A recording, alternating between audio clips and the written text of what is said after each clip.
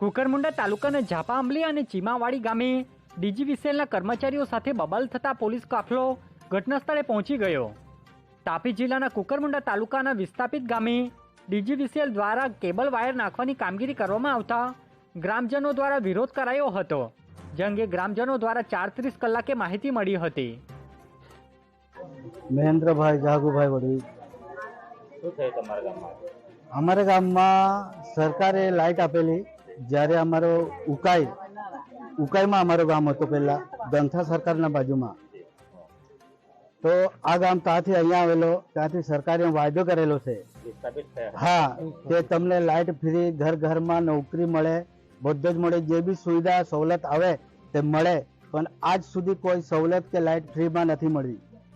તાર લાખેલી એમાં બી આ લોકો કેબલ નાખી ગયા છે, કેમ કે લોકો આંકડા લાગતા હતા એમ કરીને. હા, તો સરકારે વાયદો કરેલો છે અમને કે લાઇટ ફ્રીમાં, અને અમારા ખેતરમાં પાણી છે અને જમીન આપેલી છે 100 કિલોમીટર અહીંયાથી દૂર આપેલી છે. તો મહેનત મજૂરી કરીને જીવે, અને લાઇટ બાળીને પશુ એ રોજગાર કરે, એમાં પાણી ને એવું આવે, ટાંકીને બી બંધ કરી દીધી છે. આજે પાણી પણ બંધ છે, બધું જ બંધ છે. તો સરકાર સાથે સરકારમાં તમે શું રજૂઆત? વાયદો કરેલો છે અમને સરકારને કે તમને લાઇટ ફ્રીમાં આપવાનું, ઘરે ઘરે નોકરી, એટલે તે વાયદો પૂરો કરે એવી અમારી માંગ છે. હાલમાં જે લાઇટ આપવામાં આવી છે તે ફ્રી કરવામાં આવે? હા, ફ્રી કરે એવી અમારી માંગ છે. તમારા ગામમાં કેટલા મીટરો છે? 30 મીટરો છે. 30 મીટરનું બિલ આવે છે? બિલ આવે છે, રેગ્યુલર ભરે છે. શું એના વિષય પર તમે કોઈ સરકાર સામે એક્શન લીધેલી? નથી લીધેલી.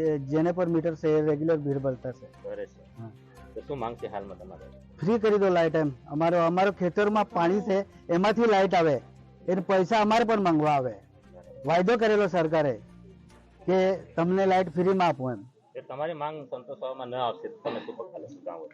જોઈએ, હવે બધા મળીને અમે આંદોલન કરશું.